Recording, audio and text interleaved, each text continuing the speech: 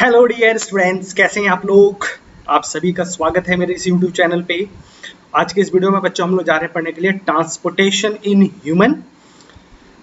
ये हमारा next part है, दैट इज पार्ट 6 है आपका लाइफ प्रोसेस का, क्लास 10 चैप्टर नंबर 6।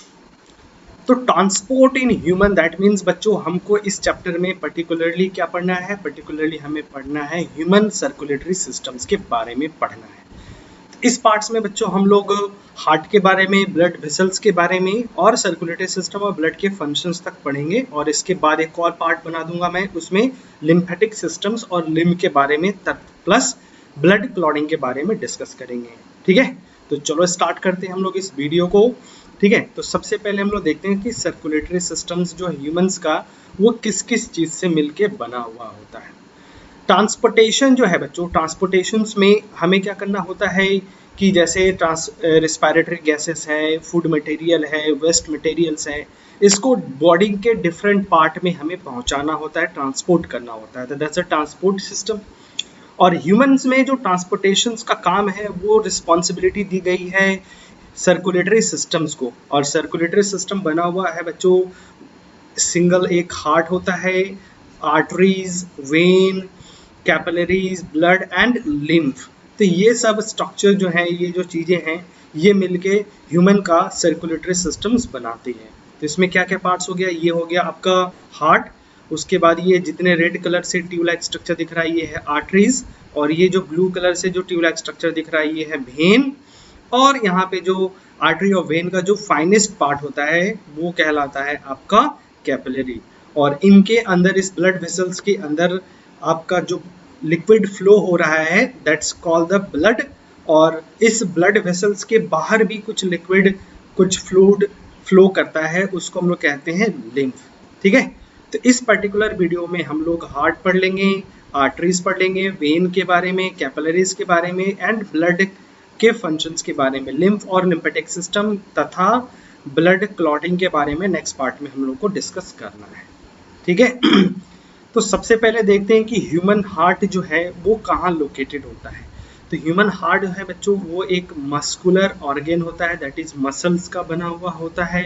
और इसका जो काम होता है वो क्या करना है, पूरे बॉडी में ब्लड को पंप करना होता है। ठीक है ना, तो एक तरह से हार्ट हमारे लिए क्या हो गया, आपका पंपिंग ऑर्गेन्स होता है जो ब्लड सर्कुलेशन को सर्कुलेट करता है, फ्लो करता है तुम्हारा इसमें। ठीक है, लोकेशंस वाइज अगर हम देखें तो हार्ट लोकेटेड होता है थोरेसिक कैविटीज। और थोरेसिक कैविटीज बच्चों ये रिब, डायफ्राम्स और ऊपर जो सर्विकल पार्ट होता है उन सब के बीच में एक स्पेस होता है, दोनों लंग्स के बीच में यहाँ पे जगह होता है जिसको हम लोग बोलते हैं आपका कार्डियक नोच।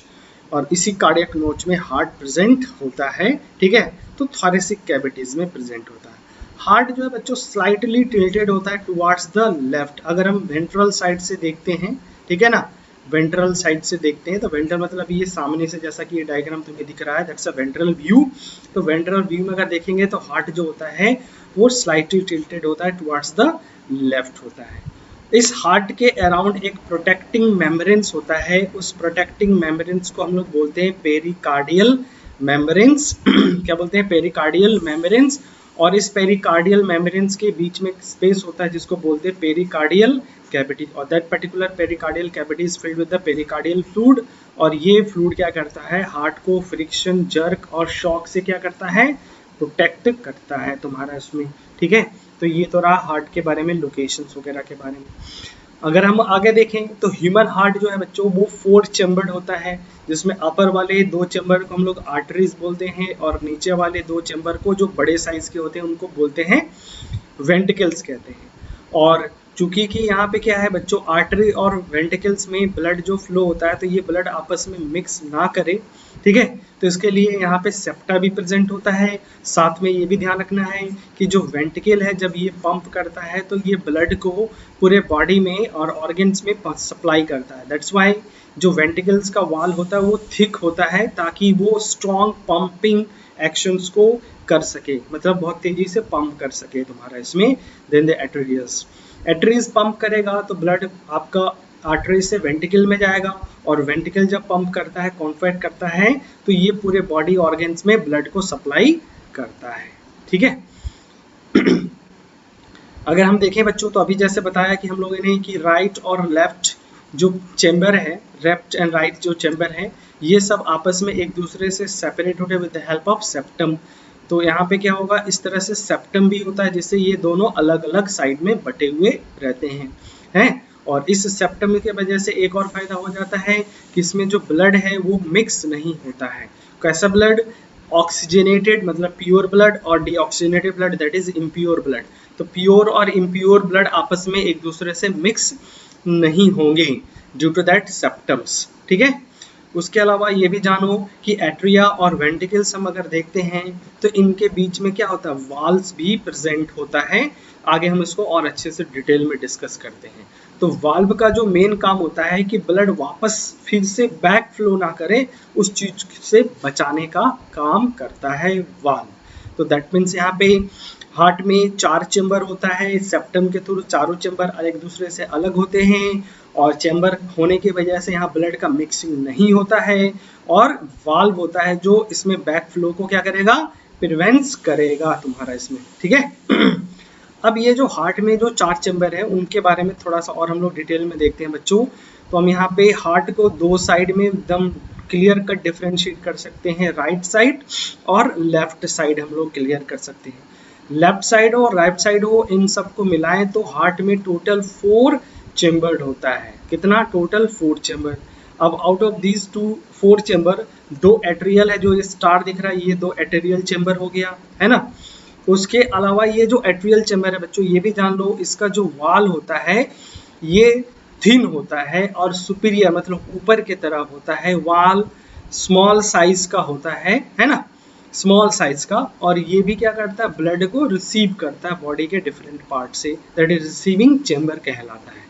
मतलब एट्रियास का जो मेन काम होता है बॉडी के डिफरेंट पार्ट से ब्लड को रिसीव करना, कलेक्ट करने का काम करता है।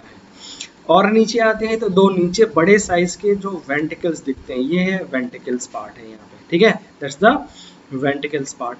तो वेंट्रिकल्स होता है तो 2 एट्रिया और 2 वेंट्रिकल्स प्रेजेंट होता है। वेंट्रिकल्स अभी जस्ट थोड़ी देर पहले भी डिस्कस किया था कि इसका जो वाल होता है कंपैरेटिवली थिक वाल्ड होता है, क्योंकि इसको पूरे बॉडी में ब्लड डिस्ट्रीब्यूट करना होता है। तो इस वजह से इसमें जो पंपिंग एक्शन होना चाहिए वो स्ट्रॉन्ग होना चाहिए, है ना। तो ये आपका वेंट्रिकल्स क्या हो गया, इन्फेरियर साइज, इन्फेरियर पार्ट होता है, लार्ज साइज का होता है और थिन वाल्ड होता है, और डिस्ट्रीब्यूट चैम्बर कहते हैं क्योंकि यही डिस्ट्रीब्यूट करता है ब्लड को पूरे ऑर्गन्स में, पूरे बॉडी पार्ट्स में। दैट्स क्लियर बच्चों। अब आते हैं थोड़ा सा वाल्व्स के बारे में जानते हैं। ये तो रहा चेम्बर्स के बारे में।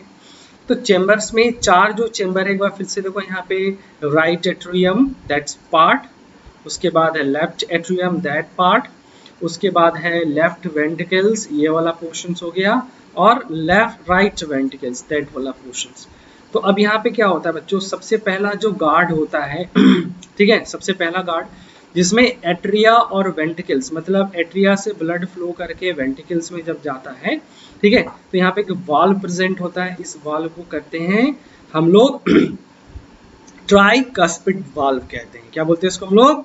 ट्राइकस्पिड वाल्व कहा जाता है। ठीक है ना, क्योंकि ये back flow that means ventricle से ब्लड वापस कहीं ऑरिकल्स में ना चला जाए, एट्रियम में ना चला जाए, तो उसके लिए काम करता है। और ये है दूसरा जो पार्ट है, जब राइट वेंट्रिकल से जब ब्लड पंप होगा किसमें, पल्मोनरी आर्टरीज वगैरह में, तो यहाँ पे एक और वाल्व प्रेजेंट होता है, दैट वाल्व इसको बोलते हैं हम लोग पल्मोनरी सेमीन्यूरल वाल्व। ये पॉइंट आउट इसको करना चाहिए था, दैट पोर्शंस को।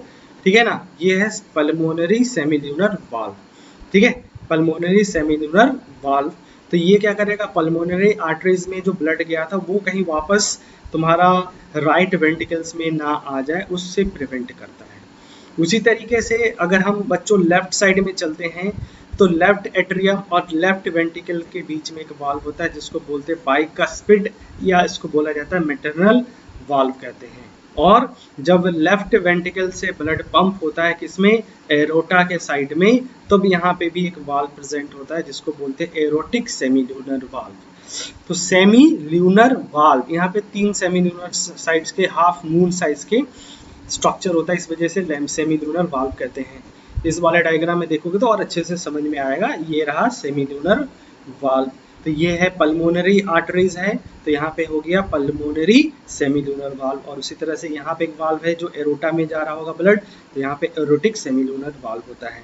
और ये वाला जो पार्ट दिख रहा है बच्चों एट्रिया से वेंट्रिकल्स की तरफ, एट्रिया से वेंट्रिकल्स की तरफ, तो ये है आपका ट्राइकस्पिड और ये है बाइकस्पिड वाल्व्स प्रेजेंट होता है, जो कि बैक फ्लो को रोकेगा कहाँ से, वेंट्रिकल से, ऑरिकल्स में ब्लड को जाने से रोकता है। तो ये था हम लोगों का हार्ट और उसका आपका वाल्व्स के बारे में। अब यहाँ पे जो हार्ट में साइकिल जो चलता है बच्चों, मतलब जो हार्ट बीट होता है, तो यहाँ पे एक हार्ट बीट जो है कंप्लीट होता है जिसमें दो कंपोनेंट है, एक है सिस्टोल और एक है डायस्टोल्स। तो ये हार्ट देख रहे हो ना, सिस्टोल और डायस्टोल कर रहा कॉन्ट्रैक्ट और रिलैक्स करता रहता है कंटिन्यूसली।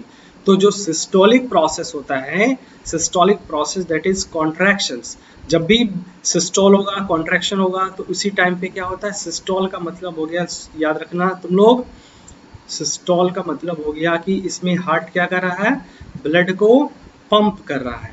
और डायस्टोल्स में बच्चों क्या होता है, ये एक्सपेंड करता है मतलब रिलैक्स करता है, ठीक है।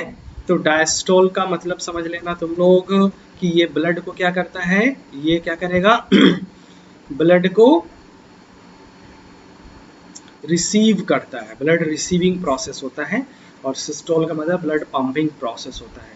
तो अब यहाँ पे जैसे एट्रिया था ऊपर वाले पार्ट में, तो एट्रियल सिस्टोल और डायस्टोल चलता है, नीचे वेंट्रिकल्स था तो इसको बोलते थे एट्रियल वेंट्रिकुलर सिस्टोल और वेंट्रिकुलर डायस्टोल्स। जब वेंट्रिकुलर सिस्टोल होता है तभी क्या होता है, ब्लड पंप होगा कहाँ पे, पूरे बॉडी में अलग अलग जगह पे डिस्ट्रीब्यूट होता है ड्यू टू दैट सिस्टोल। और जब डायस्टोल होता है तो दैट मीन्स इसके अंदर ब्लड फील होता है। तो वेंट्रिकल में ब्लड कहाँ से फील होगा, ऑरिकल्स के थ्रू, और ऑरिकल्स में ब्लड कहाँ से फील होता है, बॉडी के थ्रू फील होता है तुम्हारा इसमें, ठीक है। तो ये था working mechanisms of a heart. तो हार्ट जो वर्क करता है हार्ट बीट के थ्रू, तो उसमें सिस्टोल और डायस्टोल चलता है तुम्हारा इसमें, ठीक है। अब इसमें सर्कुलेटरी सिस्टम्स को थोड़ा और डिटेल में समझते हैं। ये आपका एनसीईआरटी है, एनसीईआरटी का डायग्राम है, और एनसीईआरटी में लास्ट लिखा है कि ह्यूमंस में जो सर्कुलेशन होता है वो डबल सर्कुलेशन होता है।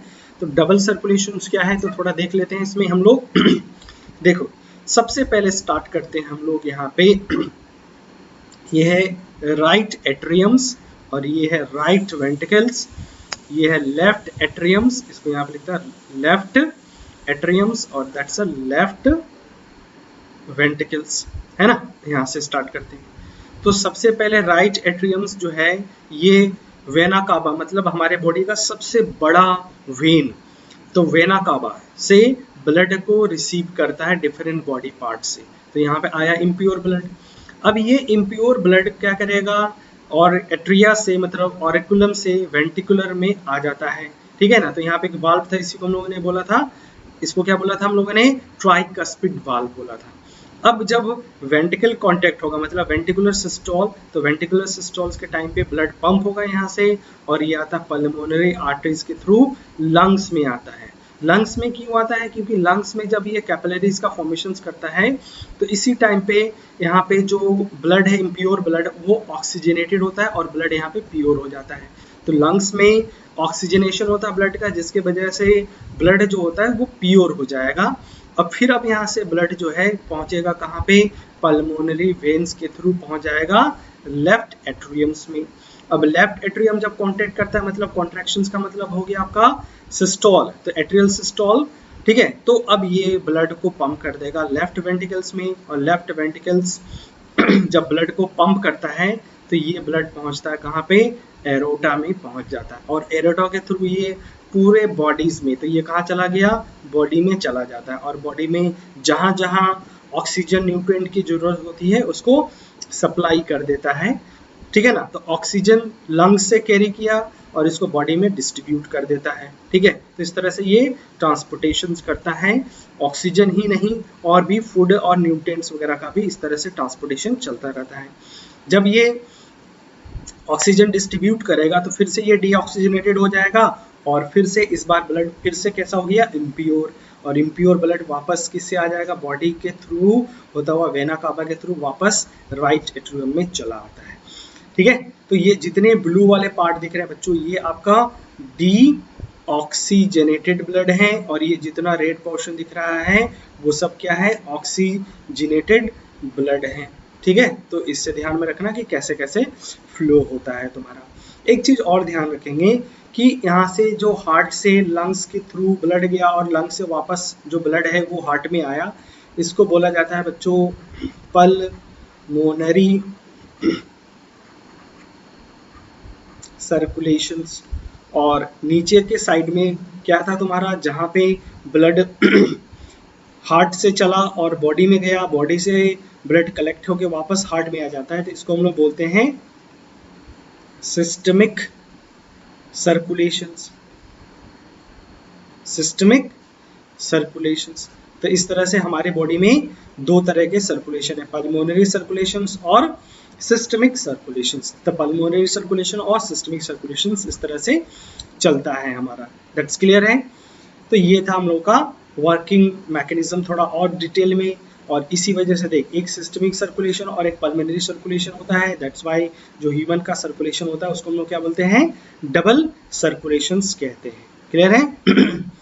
अब आते हैं, ये तो रहा ब्लड को पंप करने के लिए हमारे बॉडी में एक पंपिंग ऑर्गन होता है जिसको हार्ट बोल रहे थे। अब इस ब्लड को कैरी करेगा, मतलब रास्ता देने के लिए हमारे पास होता है ब्लड वेसल्स। तो ह्यूमंस के बॉडी में तीन तरह के ब्लड वेसल्स होते हैं। एक होता है आर्टरी, ठीक है, ये हो गया आर्टरी। दूसरा होता है वेन, तीसरा होता है कैपिलरीज। ठीक है, तो आर्टरीज का काम होता है कि ये हार्ट से ब्लड को लेके आएगा। ठीक है, फिर जब आर्टरी फर्दर ब्रांच होता है तो ये कैपिलरीज में डिस्ट्रीब्यूट होता है, और कैपिलरीज ये बॉडी में डिस्ट्रीब्यूट करता है ऑक्सीजन और न्यूट्रिएंट जो भी है उसको डिस्ट्रीब्यूट करता है, और इधर से जो वेस्ट मटेरियल है दैट इज कार्बन डाइऑक्साइड या जो भी वेस्ट मटेरियल उसको कलेक्ट करेगा, और ये कंबाइन होकर वेन का फॉर्मेशन करता है, और वेन वापस से हार्ट में ब्लड को लेके चला जाता है। तो इसमें ध्यान में रखना है कि आर्टरीज का मतलब carry pure blood from heart to all body part. ठीक है, और इस आर्टरीज में किसी भी तरह का वाल्व्स नहीं होता है, और इसका जो वाल होता है वो थिक होता है क्योंकि इसमें काफ़ी ज़्यादा प्रेशर होता है, जर्क होता है, इसको रेसिस्ट करने के लिए आर्टरीज का जो वाल होता है वो थिक होता है। नेक्स्ट है वेन। तो वेन क्या करता है, they carry pure impure blood from all body parts to the heart. तो इसका डायरेक्शन उल्टा हो गया, ये ब्लड को कहाँ से, बॉडी से हार्ट की तरफ लेके जाता है। एक चीज यहाँ पे करेक्ट कर लेना बच्चों कि ब्लड प्योर हो या इम्प्योर हो कोई फर्क नहीं पड़ता। अगर कोई ब्लड वेसल्स ब्लड को हार्ट से दूर लेके जाता है तो वो आर्टरीज कहलाता है, और जो भी ब्लड वेसल्स ब्लड को हार्ट के तरफ लेके जाता है तो उसको हम लोग वेन कहते हैं, उसमें प्योर ब्लड हो या इम्प्योर ब्लड हो। तो एक एक्सेप्शन था तुम्हारा पल्मोनरी आर्टरीज और पल्मोनरी वेन जो था, वहाँ पे एक्सेप्शन है ना। तो वेन मतलब क्या करेगा, टुवार्ड्स द, तो पल्मोनरी वेन्स में यहाँ पे देख सकते हो, पीछे थोड़ा चल के हम लोग देख सकते हैं, इस वाले डायग्राम में तो नहीं दिखेगा, शायद यहाँ पे कोई डायग्राम ही नहीं जिसमें दिखाया जा सके, चलो कोई नहीं, यहाँ पे ये देख सकते हो, हाँ है सॉरी, ये है पल्मोनरी वेन। तो पल्मोनरी वेन में देख रहे हो ना, वेन है लेकिन इसमें कैसा है, प्योर ब्लड है, क्या है, प्योर ब्लड यहाँ पे फ्लो हो रहा है। और ये है पल्मोनरी आर्टरीज, और इसमें देखिए रहो ब्लू मतलब इम्प्योर ब्लड फ्लो हो रहा है तुम्हारा। तो ये एक्सेप्शन हो गया है ना। लेकिन अगर हम डेफिनेशन बनाएं कि अगर वेन मतलब हो गया कि carry blood towards the heart, तो एकदम बिल्कुल सही हो जाएगा। अब इस आर्टरीज और वेन, अच्छा वेन में एक चीज और होता है, इसमें वाल्व प्रेजेंट होता है, इसका वाल्व थीन होता है, तो इसमें बैक फ्लो कहीं ना हो जाए क्योंकि यहाँ प्रेशर कम होने की वजह से हो सकता है ब्लड वापस चला जाए, रिटर्न होने लगे, तो ऐसा ना हो इसके लिए यहाँ पे वाल्व प्रेजेंट होता है, और वाल्व हमेशा क्या करेगा, ब्लड के बैक फ्लो को रोकता है, समझे। अब आते हैं नेक्स्ट है कैपिलरीज। कैपिलरीज ये फाइनेस्ट पार्ट होता है, सबसे नैरोवेस्ट पार्ट होता है ब्लड वेसल्स का, और यही सबसे इंपॉर्टेंट पार्ट होता है बच्चों तुम्हारे पूरे ब्लड सर्कुलेशन में, क्योंकि जो मोटो है, मकसद जो है उस सर्कुलेशन का, उसको फुलफिल करता है कैपिलरीज, है ना। और एक चीज और ध्यान में रखना कि कैपिलरी जो है ये आर्टरीज और वेन को बीच आपस में कनेक्ट करता है, देख रहा हो ना, ये आर्टरीज है और ये वेन, इसको जोड़ने का काम कौन कर रहा है, कैपिलरी काम करता है। और कैपिलरीज के वजह से ही ये पॉसिबल है कि एक्सचेंज ऑफ फूड हो सके, वाटर, ऑक्सीजन, कार्बन डाइऑक्साइड, इन सब का एक्सचेंज हो सके बिटवीन किसके बीच में, ब्लड और सेल्स के बीच में, ये ऐसा पॉसिबल हो सके। तो ट्रांसपोर्टेशन के का जो मेन पर्पज है वो फुलफिल कौन करता है, कैपिलरी करता है तुम्हारा, क्योंकि कैपिलरी सबसे ज्यादा फाइन होता है, यहाँ से डिफ्यूजन काफी आसान हो जाता है। तो ये था कैपिलरीज बच्चों। अब यहाँ पे एक चीज और है, blood vessels, sorry blood pressures. Blood pressures क्या होता है कि ये एक तरह का फोर्स है जो ब्लड एक्सर्ट करता है on the wall of blood vessels के ऊपर, इसको हम क्या बोलते हैं, ब्लड प्रेशर्स कहते हैं। और ये जो प्रेशर होता है, this pressure is much greater in arteries than the vein. ये पहले भी बोला था कि जो प्रेशर होता है आर्टरीज में ज्यादा होता है, वेन में कम होता है। तो इस वजह से आर्टरीज में जो ब्लड है वो बहुत तेजी से फ्लो होता है, लेकिन वेन में बहुत स्लो, धीरे धीरे फ्लो होता है तुम्हारे इसमें। ये ब्लड प्रेशर बच्चों मेजर हम करते हैं ओनली ड्यूरिंग द, कब होता है, sorry only during ventricular systole और आपका वेंटिकुलर डायस्टोल के टाइम पे ही मेजर किया जाता है। मतलब इसमें एट्रियल सिस्टोल और एट्रियल डायस्टोल से कोई लेना देना नहीं है। क्यों? क्योंकि जब वेंटिकल जब कॉन्ट्रैक्ट होगा तो वही क्या करता है, वो ब्लड को बॉडी में भेजता है। तो हमें क्या करना है, बॉडी में ब्लड वेसल्स के अंदर कितना प्रेशर उसको मेजर करना है। तो ब्लड में बॉडी के अंदर जो ब्लड वेसल्स है उसके अंदर जो प्रेशर होता है, that's due to the ventricular systoles के वजह से होता है ना। तो इस पॉइंट्स को भी ध्यान में रखेंगे कि pressure of blood inside the arteries during ventricular systole, that is contraction, is called systolic pressures. और जो blood pressures during the ventricular diastole, that is relax जब होता है तब उसको बोलते हैं डायस्टोलिक प्रेशर्स। तो जब भी ब्लड प्रेशर मेंटेन करना होता है तो उसमें हम लोग ऐसे लिखते हैं, वेंटिकुलर सिस्टोल, ठीक है ना, या ventricular pressures upon diastolic pressures, ठीक है ना। तो वेंटिकुलर प्रेशर्स, ठीक है ना, सॉरी वेंटिकुलर नहीं बोलेंगे, इसको बोलेंगे हम लोग systolic pressure upon diastolic pressures, equal to कितना हो जाता है, 120 अपॉन 80 होता है तुम्हारा। क्योंकि यहाँ पे देख सिस्टोलिक प्रेशर कितना होता है, 120 mm ऑफ Hg, और डायस्टोलिक प्रेशर होता है 80 mm ऑफ Hg होता है। तो जब भी ब्लड प्रेशर होता है तो इसी तरह के रेशियो में हम लोग इसको बताते हैं। और मेजर करने के लिए यहाँ पे देख सकते हो एक काल्फ होता है, इसको हाथ में बांधते हैं, ठीक है। और यहाँ पे स्टेथोस्कोप से हम लोग यहाँ पे इस साउंड को सुनते हैं, इसमें वेंटिकुलर सिस्टोल और वेंटिकुलर डायस्टोल के साउंड को सुनते हैं। और यहाँ पे बैरोमीटर्स में जो भी प्रेशर डिफरेंशिएट होता है उसको हम लोग देख लेते हैं तुम्हारा इसमें, ठीक है। तो ये है ब्लड प्रेशर। तो ब्लड प्रेशर क्या हो गया बच्चों, आपका force exerted by blood into the against the wall of the blood vessels, ठीक है। तो इसको हम लोग बोलते हैं ब्लड प्रेशर्स कहते हैं। और आज के लिए हमारा लास्ट टॉपिक है आपका फंक्शन ऑफ ब्लड प्रेशर्स कह दो, या हम लोग ये भी मान सकते हैं कि ये फंक्शन है सर्कुलेटरी सिस्टम्स का, भी फंक्शन है सर्कुलेटरी सिस्टम्स का। तो ब्लड जो है बच्चों, ब्लड के बारे में जो डिटेल आपका क्लास 9th में दिया हुआ है, ठीक है ना। तो इस वजह से यहाँ पे मैंने कवर नहीं किया है, इसको मैं कवर करूंगा क्लास 9th में।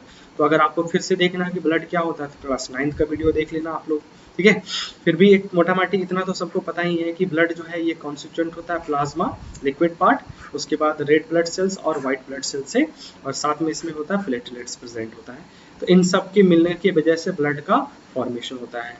ब्लड जो है बच्चों ये ट्रांसपोर्ट करता है फूड का, ऑक्सीजन का और वेस्ट मटेरियल्स का। और इस ब्लड में जो प्लाज्मा है, तो प्लाज्मा भी ट्रांसपोर्ट करता है फूड, वाटर और carbon dioxide, nitrogenous waste material वगैरह का ट्रांसपोर्टेशन करता है। ब्लड में जो आरबीसी प्रेजेंट होता है इसका मेन काम होता है ऑक्सीजन का और कार्बन डाइऑक्साइड का, इसको भी लिख सकते हो कार्बन डाइऑक्साइड का ट्रांसपोर्टेशन। और व्हाइट ब्लड सेल्स जो होता है ये हमारा इम्यून सिस्टम का इम्यून सेल्स होता है, जो क्या करेगा, that kill harmful the microbes and protect the bodies को प्रोटेक्ट करने का काम करता है, ठीक है। प्लेटलेट्स जो है बच्चों आगे हम लोग पढ़ेंगे डिटेल में, ब्लड क्लॉटिंग के लिए रिस्पॉन्सिबल होता है, तो ब्लड क्लॉट करता है, दैट इज ये इसी टाइम पे जब सेल्स इंजर्ड हो जाता है तो उसमें जो ब्लड लॉस होने वाला था उससे बचाने का काम करता था, prevent the loss of blood vessels, ठीक है। तो ये था ब्लड का काम था। और सर्कुलेटरी सिस्टम में जानते ही हो तुम लोग कि ब्लड एक काफ़ी इंपॉर्टेंट इंग्रेडिएंट होता है, और इसी के थ्रू जो भी ट्रांसपोर्टेशन होता है वो करता है। और हार्ट जो है वो ब्लड को पंप करता है, और ब्लड वेसल्स क्या करता है, बॉडी के डिफरेंट पार्ट में ब्लड को डिस्ट्रीब्यूट करने का काम करता है, ठीक है बच्चों। तो आज इस वीडियो में हम लोग इतना ही रहने देते हैं। नेक्स्ट वीडियो में हम लोग पढ़ेंगे आपका लिम्फ और lymphatic system plus blood clotting के बारे में पढ़ेंगे इसमें, ठीक है, नेक्स्ट पार्ट में देखेंगे। तो आपको ये वीडियो कैसा लगा है आप कमेंट सेक्शन में जाइए और कमेंट करके बताइए कैसा लगा। अगर वीडियो अच्छा लगा बच्चों तो लाइक करना, शेयर करना, ठीक है ना। अगर मेरे चैनल पे नए हैं तो सब्सक्राइब करना। आप चाहें तो मुझे इंस्टाग्राम पे भी फॉलो कर सकते हैं अब्दुल बायोलॉजिस्ट के नाम से यहाँ पे, और इस चैनल को सब्सक्राइब करना तो बिल्कुल ही नहीं भूलना, ठीक है। तो चलो मिलते हैं नेक्स्ट वीडियो में, तब तक के लिए all the best, bye bye बच्चों।